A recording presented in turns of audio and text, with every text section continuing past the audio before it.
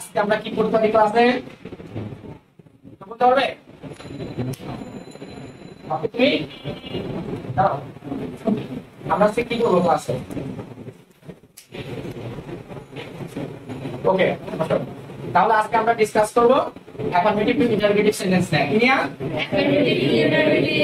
Affirmative two interrogative তো affirmative সেন্টেন্সে যদি তোমরা অক্সিলারি ভার্ব দেখো কি দেখো অথবা বিভার অক্সিলারি ভার্ব অথবা বিভার দেখো তাহলে অক্সিলারি ভার্ব বা বিভার যুক্ত সেন্টেন্সকে যখন তোমরা ইন্টারোগেটিভ করবে কি করবে ইন্টারোগেটিভ তখন ওই অক্সিলারি ভার্বের সাথে নট যোগ করতে হবে কি করতে হবে অর্থাৎ অক্সিলারি ভার্ব সামনে আনবা তার সাথে নট যোগ করবা তারপর সাবজেক্ট দিবা তারপর বাকি অংশ পাশে কোশ্চেন মার্ক ইউজ করবা কি ইউজ করবা কোশ্চেন মার্ক ইউজ করবা এখন শ্রেয়া দাঁড়াও Saima is reading a story book Saima is reading a story book এটা যদি থাকে তাহলে এখন দেখো অক্সিলারি ভার্ব আছে ইজ অক্সিলারি ভার্ব কি আছে ইজ তাহলে এটাকে আমরা ইন্টারোগেটিভ করতে কি হবে Isn't Saima reading a storybook? Class question. তাহলে isn't Saima reading a storybook question mark অর্থাৎ isn't Saima reading a storybook তারপর একটা প্রশ্নবোধক চিহ্ন দেব কি দেব প্রশ্নবোধক চিহ্ন ওকে থ্যাংক ইউ বসো তারপরে sir Tutu was gossiping with his friends in the class এটা কিন্তু আমরা ইন্টারোগেটিভ সেন্টেন্স করি কি হবে Was that Tutu gossiping with his friends in the class? Question mark আমরা কি শিখলাম wasn't Tutu gossiping with his friends in the class question mark তাহলে আমরা কি বুঝতে পারছি যে যদি ইন্টারোগেটিভ সেন্টেন্স আমরা করতে চাই যদি অক্সিলারি ভার্ব থাকে তাহলে কিভাবে করব তাহলে অ্যাফার্মেটিভ সেন্টেন্স থাকলে সেটাকে আমরা কি করব অর্থাৎ অক্সিলারি ভার্বের সাথে নট যোগ করব কি করব নট যোগ করব এখন দেখো যদি তোমাদের অক্সিলারি ভার্বের পরে নট দেওয়া থাকে কি দেওয়া থাকে নট দেওয়া থাকে অক্সিলারি ভার্বের পরে যদি নট দেওয়া থাকে তাহলে আমরা সেক্ষেত্রে কিভাবে ইন্টারোগেটিভ করব নট বাদ দিব কি বাদ দিব নট বাদ দিব অক্সিলারি ভার্বটা সামনে নিয়ে আসবে শুধু অক্সিলারি ভার্বটা সামনে নিয়ে আসবে সত্যি দাঁড়াও Saima has not taken the book এটাকে যদি আমরা ইন্টারোগেটিভ করি তাহলে কি হবে বলো তো তাহলে এখানে তোমার অক্সিলারি ভার্ব কোনটা হ্যাজ তাহলে হ্যাজ কোথায় আসবে বাক্যের সামনে হ্যাঁ তাহলে বলো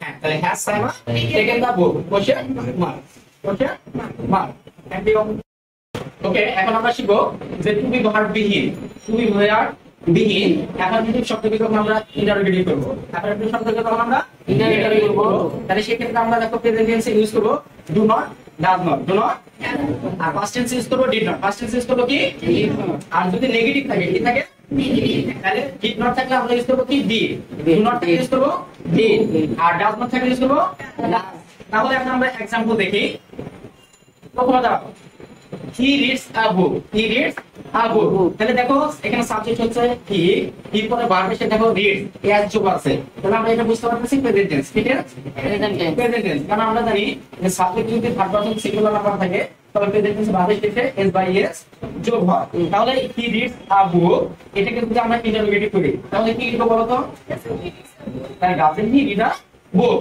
দেন কোশ্চেন মার্ক কি কোশ্চেন মার্ক ওকে বসো তারপরে এনি দাঁড়াও শশী প্লাট দা ফ্লাওয়ার দেখো এখানে প্লাট এখানে ভার্বে পাস্ট ভার্বে তাহলে তুমি বুঝতে পারতেছো এটা কোন টেন্স পাস্ট টেন্স তাহলে পাস্ট টেন্স আমরা ইন্টারোগেটিভ করতে শুরুতে কি আনবো ডিডেন কি আনবো যখন আমরা ডিডেন বা ডিড আনবো তখন ভার্বের প্রেজেন্ট ফর্ম হবে কি হবে তখন প্লাটটা হয়ে যাবে প্লাট তাহলে অ্যানসার কি হবে বলো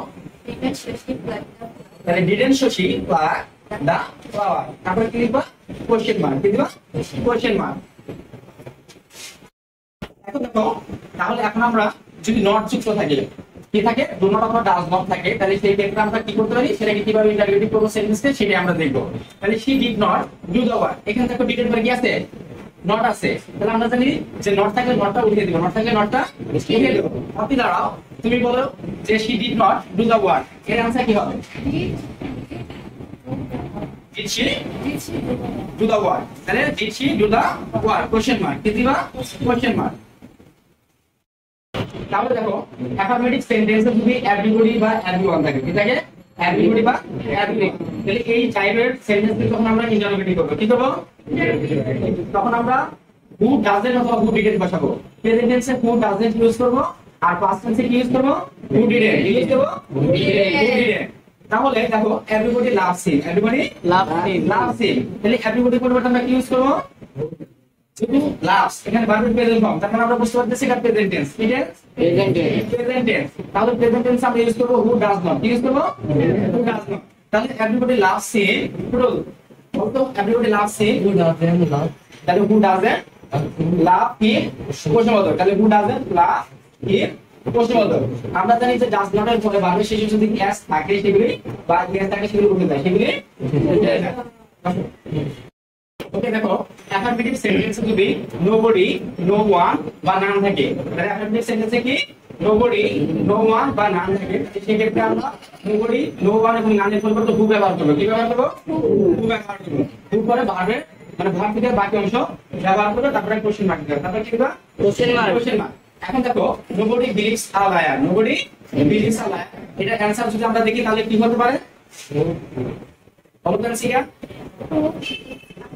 তাহলে who believes a liar, who believes a liar, তারপর কোশ্চেন মার্ক, তারপর কি কোশ্চেন মার্ক। বসো। তাহলে আজকে আমরা কি শিখলাম? অ্যাফার্মেটিভ টু ইন্টারোগেটিভ করার রুলস। অ্যাফার্মেটিভ টু ইন্টারোগেটিভ, কিভাবে অ্যাফার্মেটিভ সেন্টেন্স থেকে ইন্টারোগেটিভ করা যায়। আমরা যদি এই রুলস গুলো পারি তাহলে যে কোনো সেক্টরে ইন্টারোগেটিভ সেন্টেন্স করতে পারবো। বুঝতে পেরেছো?